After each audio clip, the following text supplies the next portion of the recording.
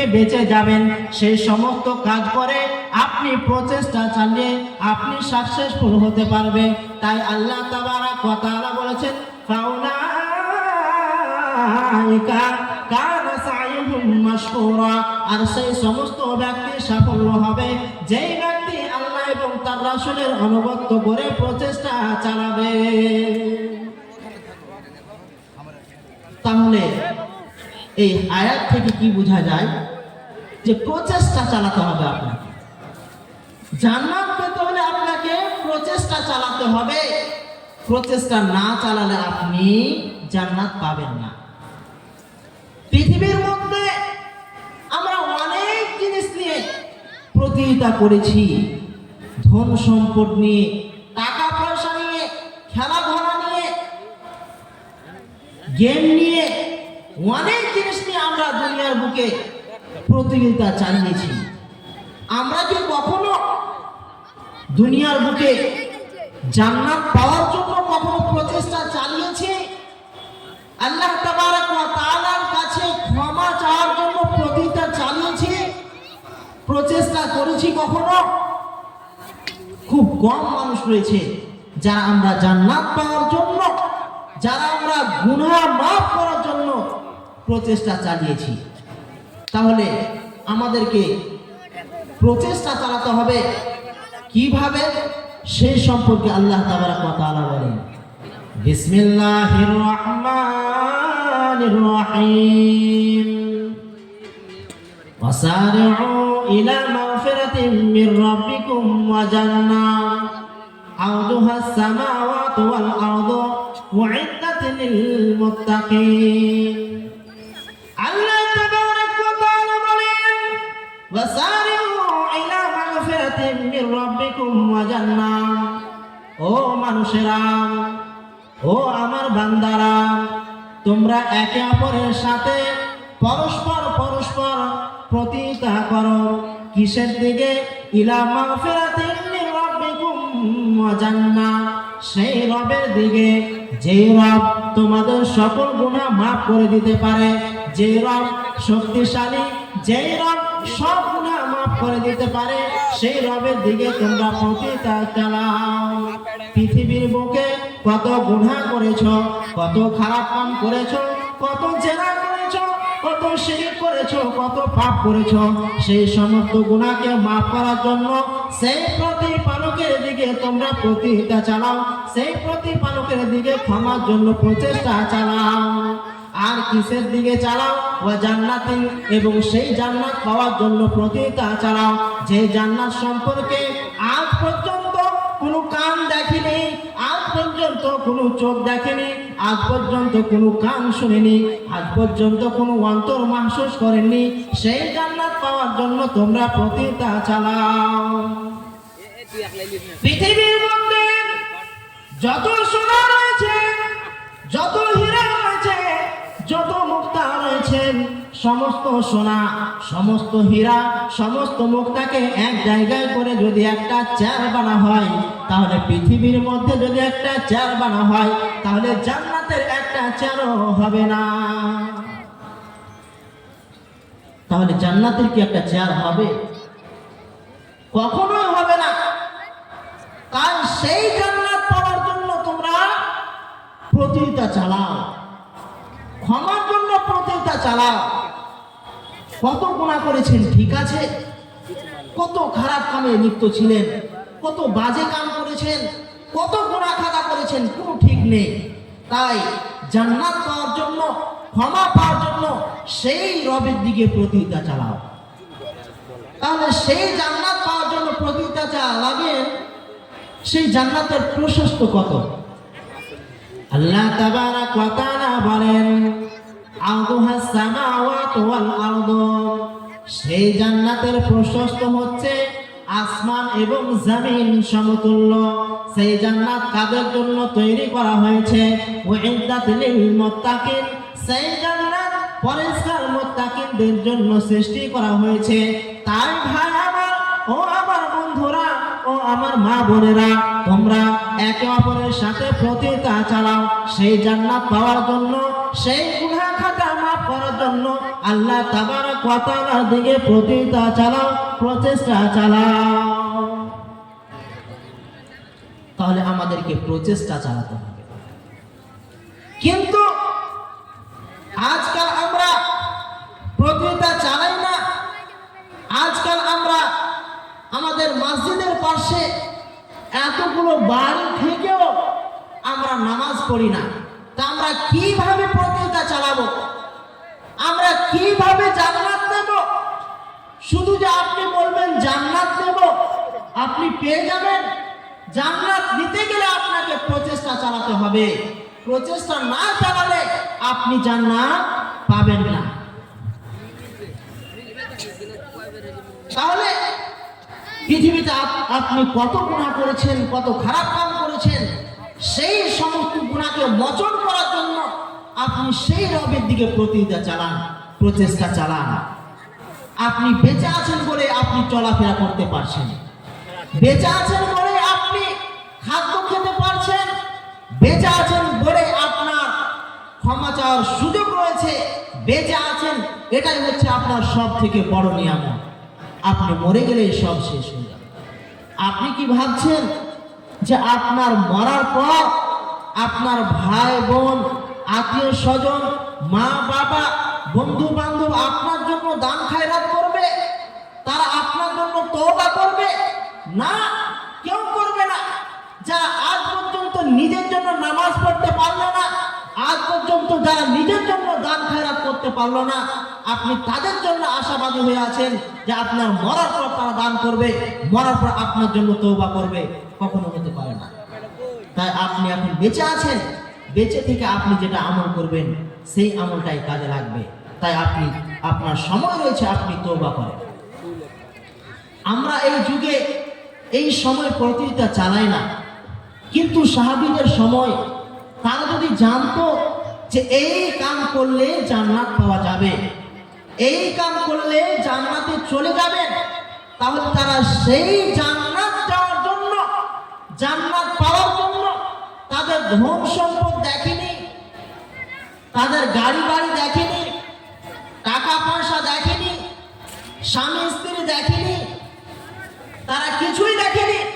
কিভাবে জান্নাত পেতে হবে তারা সেই দিকে ধ্যান দিয়েছিলেন। তাদের জান চলে যায়, তাও তারা সেই জান্নাত পাওয়ার জন্য তারা প্রচেষ্টা চালিয়েছিলেন। সেই সম্পর্কে একটা হাদিস শুনেন।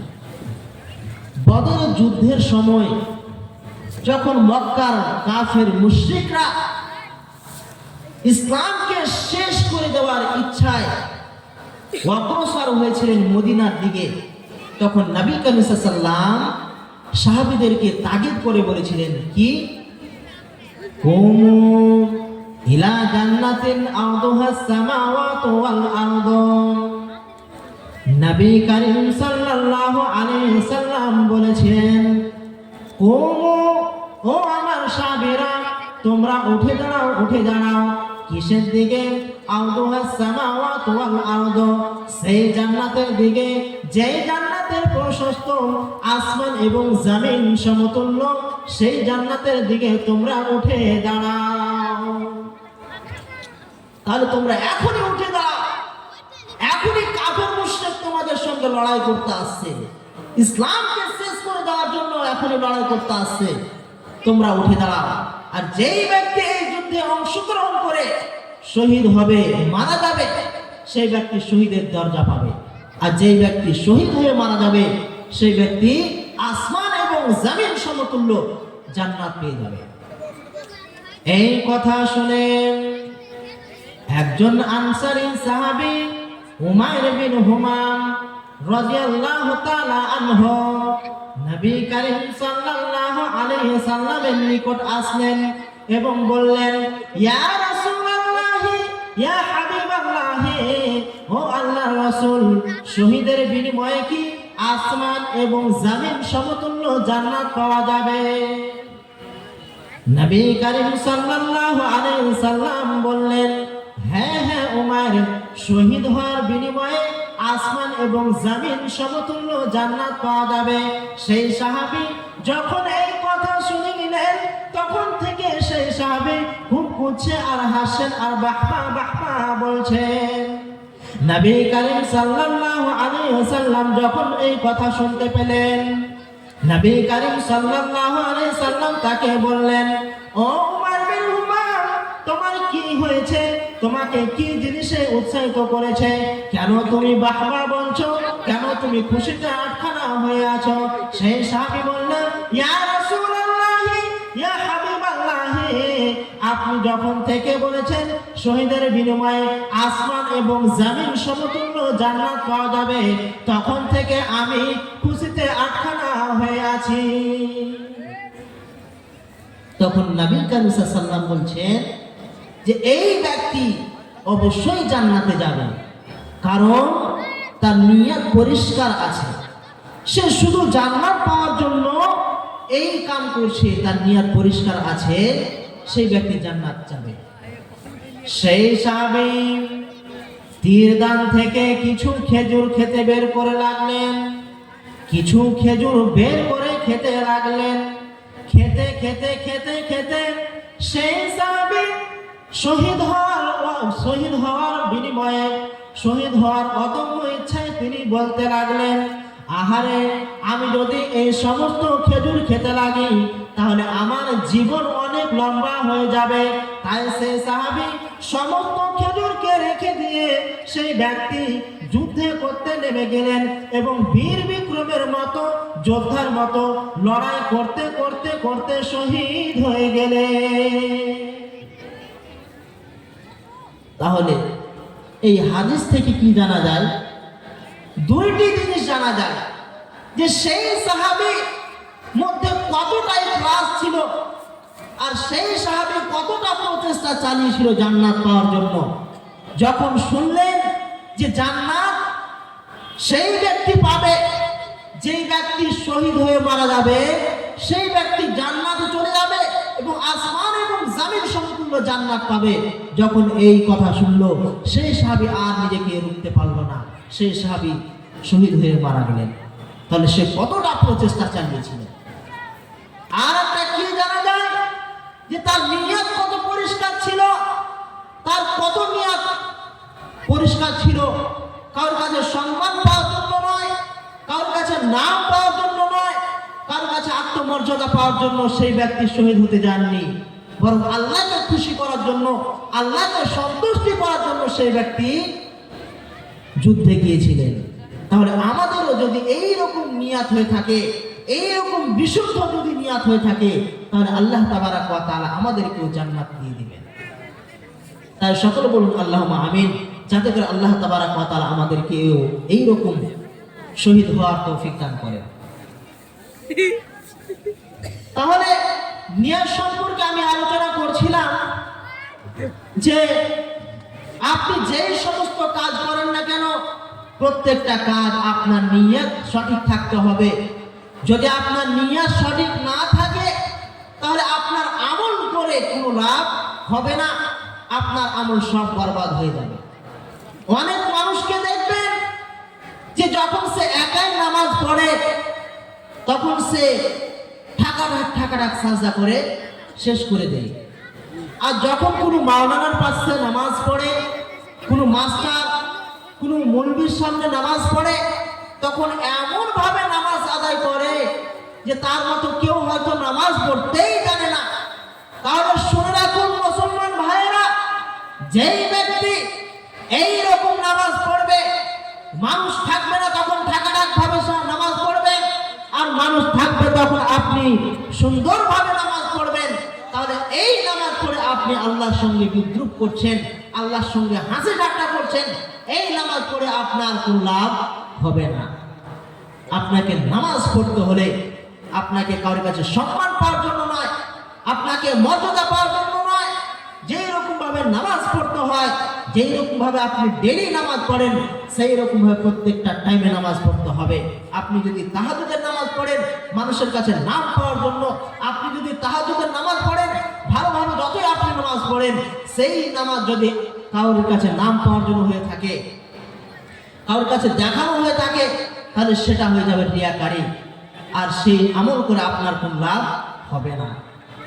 তাই আমি আপনাকে এই রিয়াকারী সম্পর্কে আমি আপনাকে একটা উদাহরণ দিয়ে বোঝাই।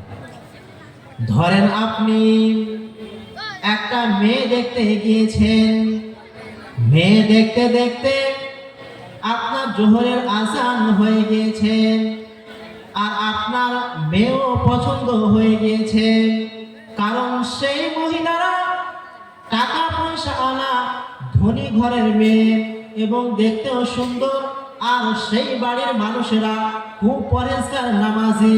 আর আপনি কখন পৃথিবীর বুকের নামাজ পড়েননি, শুধু জুমার নামাজ পড়েছেন আর কখনো নামাজ পড়েননি। যখন নামাজের আজান হয়ে যায়, নামাজ পড়ার জন্য যখন আজান হয়ে যায়, সমস্ত মানুষ নামাজ পড়ার জন্য সবাই যেতে থাকে, আর আপনি তাদের কাছে নাম পাওয়ার জন্য আপনিও তাদের সঙ্গে নামাজ পড়তে চলে গেলেন। এরই নাম হচ্ছে রিয়া। তাহলে রিয়া কি? তাদের কাছে নাম পাওয়ার জন্য যে আমলটা করবেন সেটাই হচ্ছে রিয়া। তাহলে সেই ব্যক্তি কি আল্লাহকে খুশি করার জন্য নামাজ পড়তে যাচ্ছেন? সেই ব্যক্তি কিসের জন্য যাচ্ছেন? যাতে করে তাকে জামাই বলে, যাতে করে তাকে জামাই হিসেবে মেনে নেয়, যাতে করে তাকে ভালো জামাই বলে, এই জন্য সেই ব্যক্তি নামাজ আদায় করতে গেল তাদের সঙ্গে। আল্লাহকে খুশি করার জন্য নয়, জান্নাত পাওয়ার জন্য নয়। তাহলে এই আমল করে আপনার লাভ হবে না, বরং আপনার আরো গুনাহ হয়ে যাবে। এরপর আসেন যে আপনি যে সমস্ত আমল করেন না কেন, সেই সমস্ত আমল যদি মানুষকে দেখানো আমল হয়ে থাকে, তাহলে আপনার সব আমল বরবাদ হয়ে যাবে।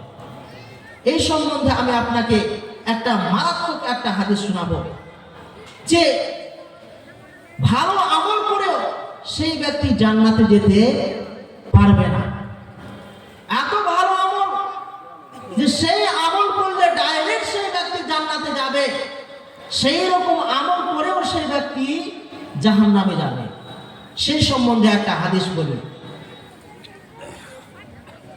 হযরতে আবু হুরায়রা রাদিয়াল্লাহু তাআলা আনহু হতে বর্ণিত, তিনি বলেন, আমি রাসূল সাল্লাল্লাহু আলাইহি সাল্লামকে বলতে শুনেছি, ইন্না আওয়ালান নাস ইউকযা ইয়াওমাল কিয়ামাতি আলাইহি রাজুলুন উসতিশহিদা ফাউতিয়া বিহি। আল্লাহ তাবারাক ওয়া তাআলা সর্বপ্রথম যেই ব্যক্তির বিচার ফয়সালা করবেন, সেই ব্যক্তিকে পৃথিবীর বুকে শহীদ করেছিলেন।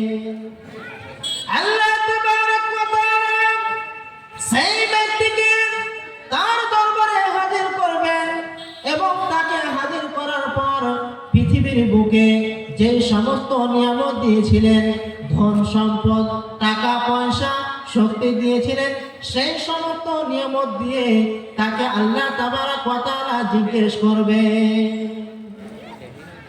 সব কিছু নিয়ামত দেওয়ার পর তাকে আল্লাহ তাবারাক ওয়া তাআলা জিজ্ঞেস করবেন, ও আমার বান্দা, আমি যে তোকে নিয়ামত দিয়েছিলাম, সেই সমস্ত নিয়ামত কি তোমার কে স্মরণ আছে? সেই বান্দা বলবে, হ্যাঁ, আপনি জিজ্ঞেস করেন, আমার সব মনে আছে। আপনি কি বলতে চাইছেন আপনি বলেন।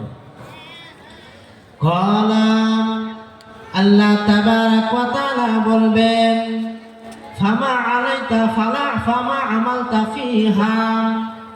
ও আমার বান্দা, বলো বলো বলো, আমি যে তোমাকে পৃথিবীর বুকে নিয়ামত দিয়েছিলাম, আমি যে তোমাকে পৃথিবীর বুকে শক্তি দিয়েছিলাম, সেই সমস্ত শক্তি তুমি কি করেছো? সেই বান্দা বলবে, রব্বুল আলামিন পৃথিবীর বুকে যে সমস্ত নিয়ামত আমাকে দিয়েছিলেন, যে সমস্ত আমাকে শক্তি দিয়েছিলেন, সেই সমস্ত শক্তি নিয়ে আমি কাফের মুশরিকদের সঙ্গে লড়াই করেছি, ততক্ষণ পর্যন্ত লড়াই করেছি, ততক্ষণ পর্যন্ত লড়াই করেছি, যতক্ষণ পর্যন্ত আমি শহীদ না হয়ে গিয়েছি, ততক্ষণ পর্যন্ত আমি কাফের মুশরিকদের সঙ্গে লড়াই করতে থেকেছি। আল্লাহ তাবারাক ওয়া তাআলা বলবেন, কাযাবতা, তুমি মিথ্যা কথা বলছো। পৃথিবীর মুখে তুমি মিথ্যা কথা বলেছো, আর এখানেও তুমি মিথ্যা কথা বলছো। তোমার মিথ্যা কথা বলার কারণ হচ্ছে যে পৃথিবীর বুকে তুমি ভালো আমল করেছিলে ঠিক, তুমি শহীদ হয়েছিলে ঠিক, কিন্তু তোমার নিয়ত গড়বড় ছিল, তোমার নিয়ত খারাপ ছিল।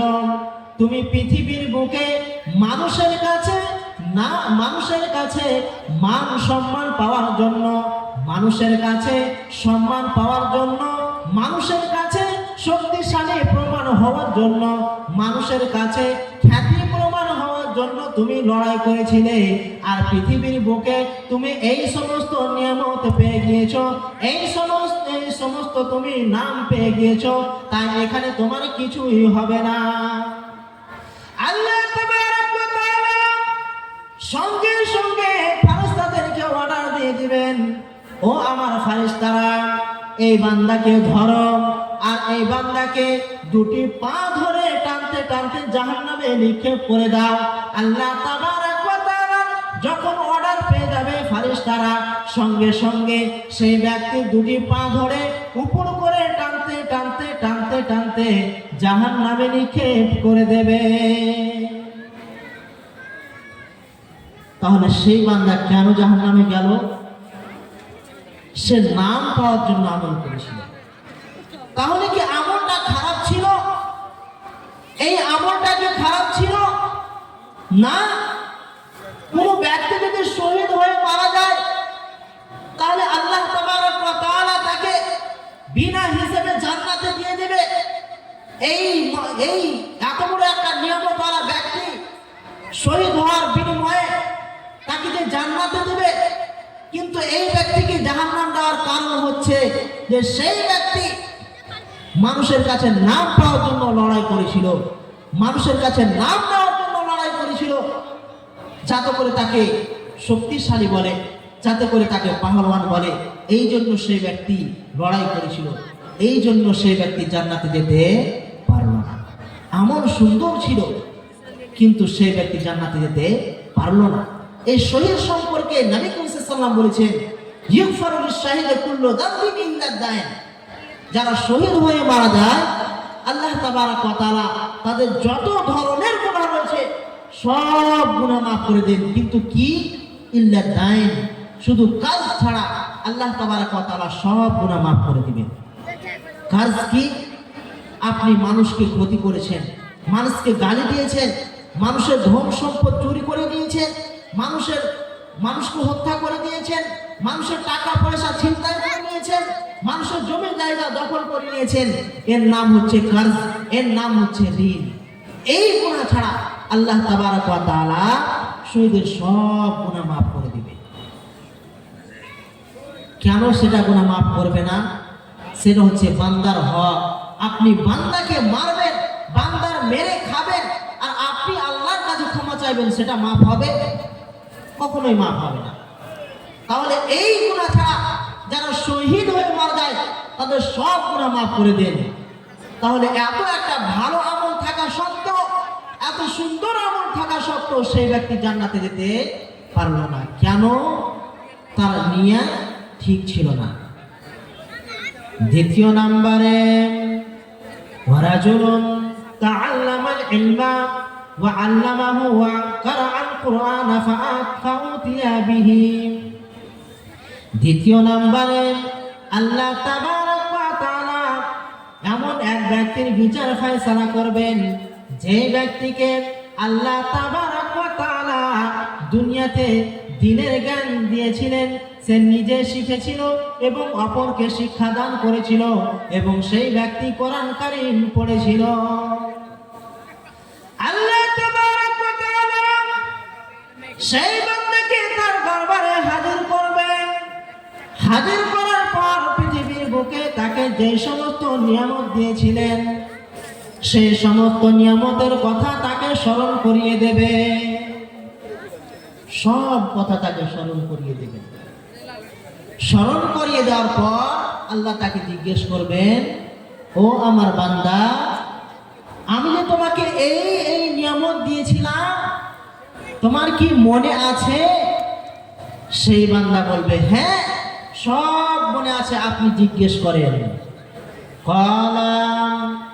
আল্লাহ তাবারাক ওয়া তাআলা বলবেন, ফামা আমিলতা ফিহা, ও আমার বান্দা বলো বলো বলো, আমি যে তোমাকে পৃথিবীর বুকে নিয়ামত দিয়েছিলাম, আমি যে তোমাকে ইসলামের দ্বীন শিক্ষা অর্জনের জন্য তৌফিক দান করেছিলাম, আমি যে তোমাকে কারি বানিয়েছিলাম, আমি যে তোমাকে কোরআন শরীফ শিক্ষা দান করেছিলাম, আমি যে তোমাকে আলেম বানিয়েছিলাম, ও আমার বান্দা সেই সমস্ত নিয়ামত তুমি কি করেছো?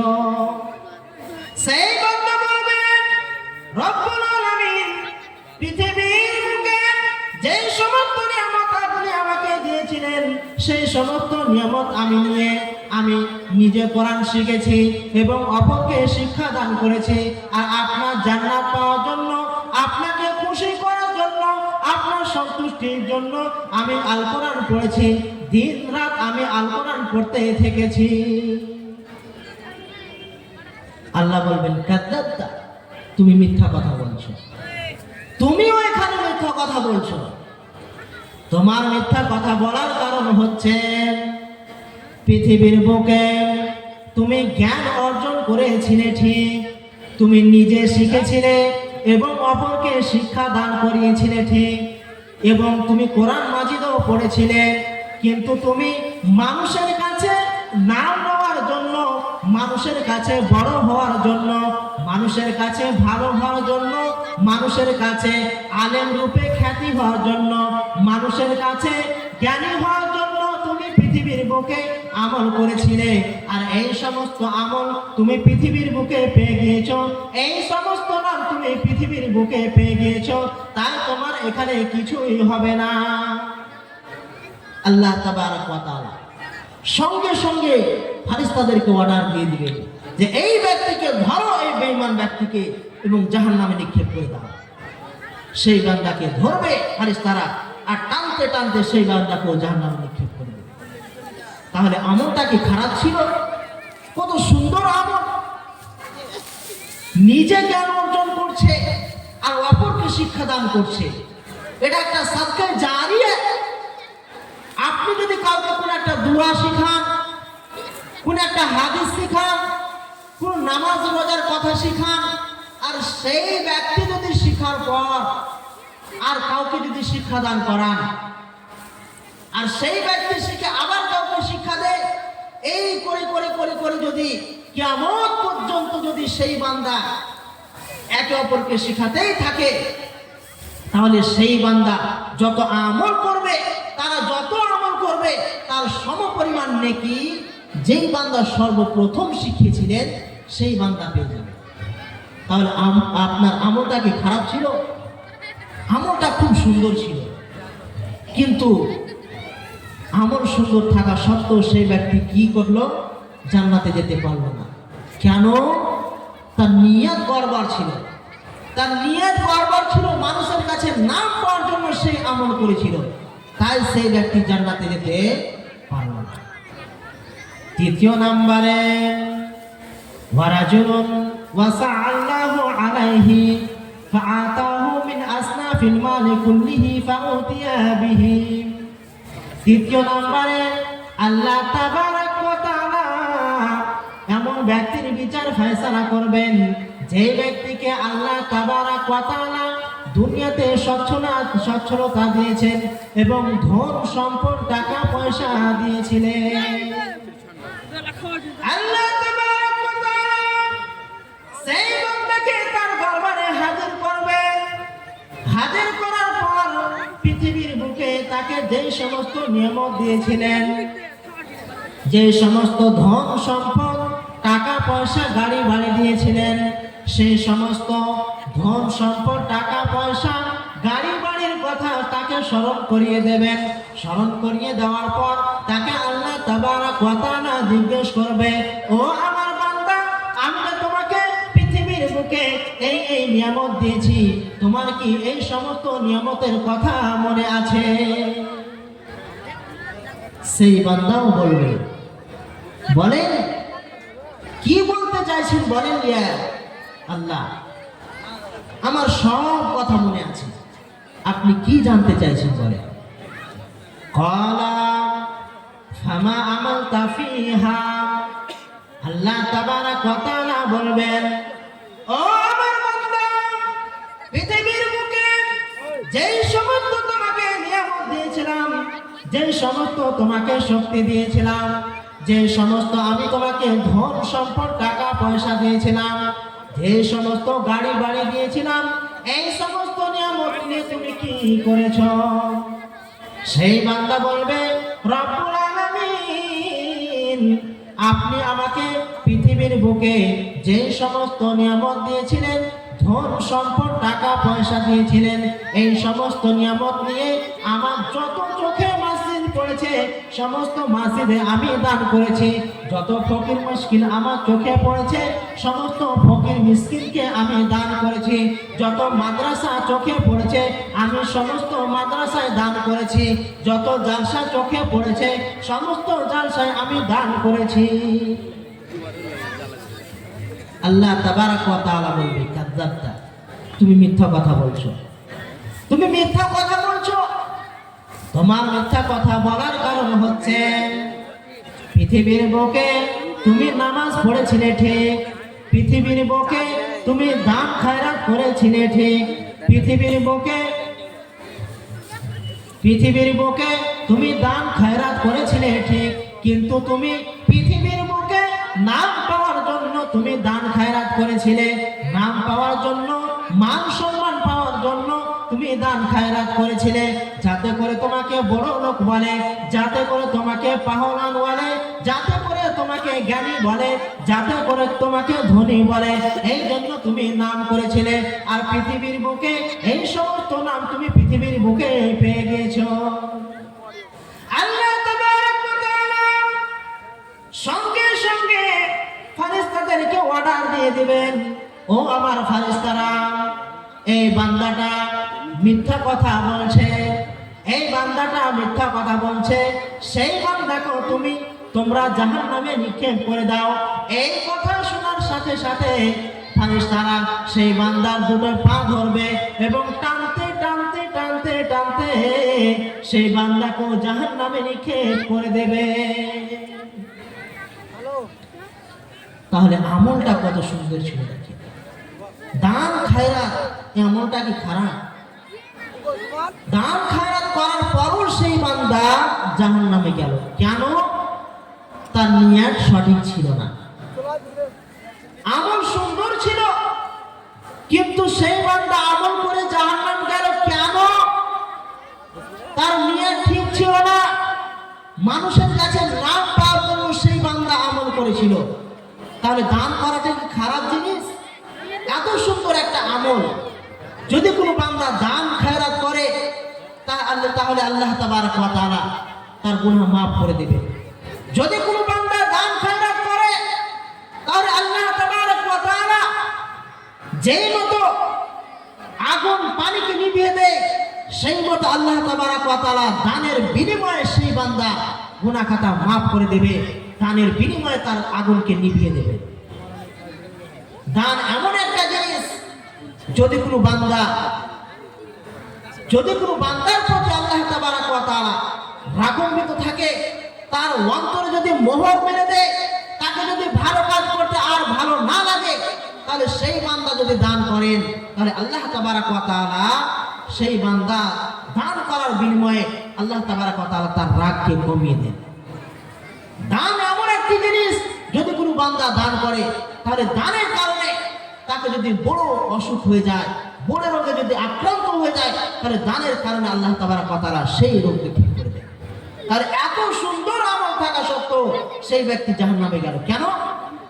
তার নিয়ত ছিল গড়বড়, মানুষকে দেখানো সে আমল করেছিল, সেই জন্য সেই বান্দা জান্নাতে যেতে পারল না। তো আমার টাইম শেষ হতে চলেছে, আমি আর বেশিক্ষণ আলোচনা করব না, আমার টাইম শেষ হতে চলেছে, তাই আমি সর্বশেষে আর একটা হাদিস বলে আমি আমার বক্তব্য শেষ করব।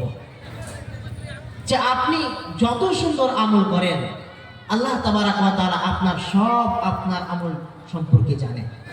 আপনার অন্তরে কি আছে, আপনার মুখে কি বলছেন আর আপনি অন্তরে কি করছেন, প্রত্যেকটা জিনিস সম্পর্কে আল্লাহ তাবারাক ওয়া তাআলা অবগত আছেন, জানেন।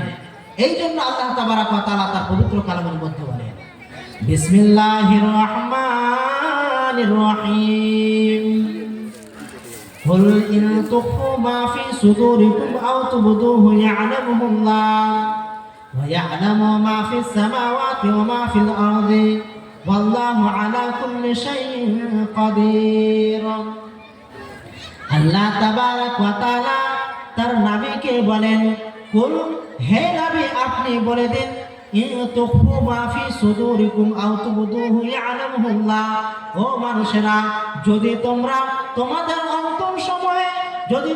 তোমাদের অন্তরসমূহে যদি খারাপ কথা লুকিয়ে রাখো ভালো কথা লুকিয়ে রাখো তাহলে আল্লাহ তাবারক ওয়া তাআলা সমস্ত কিছু জানেন ওয়ায়ালামু মা ফিস সামাওয়াতি ওয়া মা ফিল আরদি এবং আসমান এবং জমিন সমূহে যা কিছু আছে সমস্ত তিনি জানেন সমুদ্রের অতল তলদেশে যদি সেখানে একটা ছোট কালো পাহাড় থাকে আর সেই কালো পাহাড়ের মধ্যে যদি একটা কালো ছোট একটা পাথর থাকে সেই কালো ছোট পাথরের মধ্যে যদি একটা কালো পিপিলিকা হাঁটে তাহলে আল্লাহ তাবারক ওয়া তাআলা সেই পিপিলিকারও আওয়াজ শুনতে পায় সেই পিঁপড়ারও আওয়াজ শুনতে পায় তার হাঁটারও শব্দ শুনতে পায় কেন শুনতে পায় আল্লাহু আলা কুল্লি শাইইন কাদির কেননা আল্লাহ তাবারক ওয়া তাআলা সমস্ত কিছুর প্রতি শক্তিশালী প্রত্যেকটা জিনিসের প্রতি ক্ষমাশীল